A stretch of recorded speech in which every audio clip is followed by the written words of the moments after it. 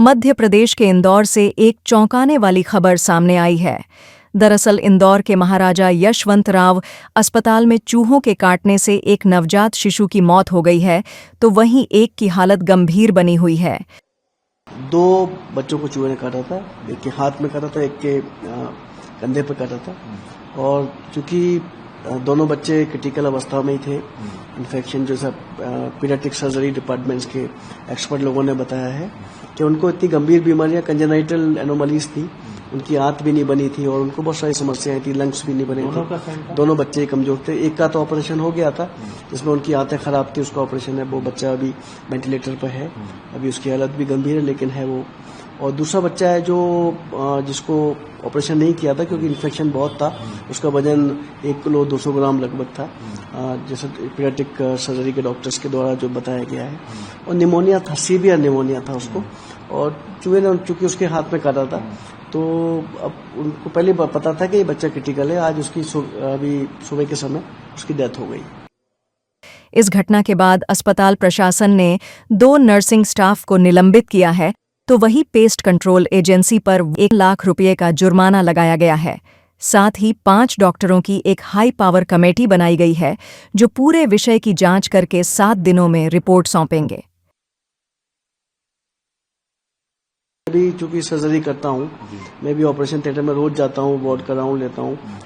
2 साल से चूहे नहीं हैं, एक अच्छा ट्रीटमेंट चल रहा है, नहीं है अभी। और मैंने अभी एक घटना के बाद में सभी डॉक्टर से पूछा कि आईसीयू में हैं, आईसीयू में नहीं है, किसी भी अस्पताल। बोले 4 दिन से सिर्फ चूहे आए थे, एक पाइप टूटा था, उस पाइप से ऊपर आए।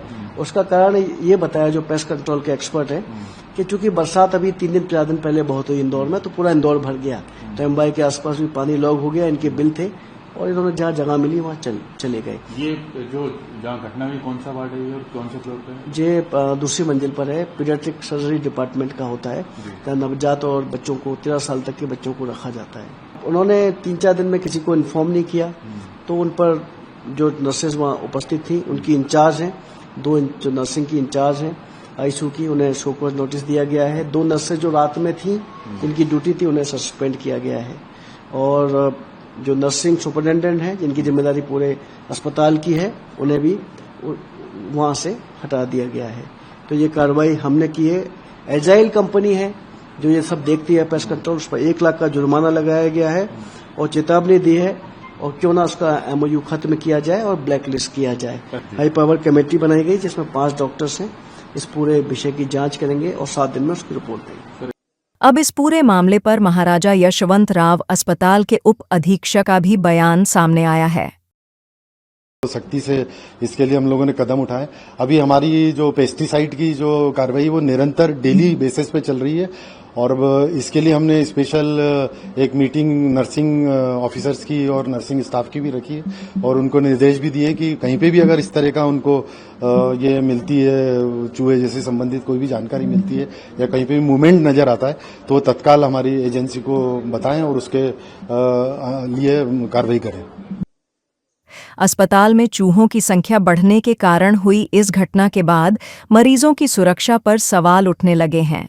हालांकि अस्पताल प्रशासन ने बारिश को चूहों की संख्या बढ़ने का कारण बताया है।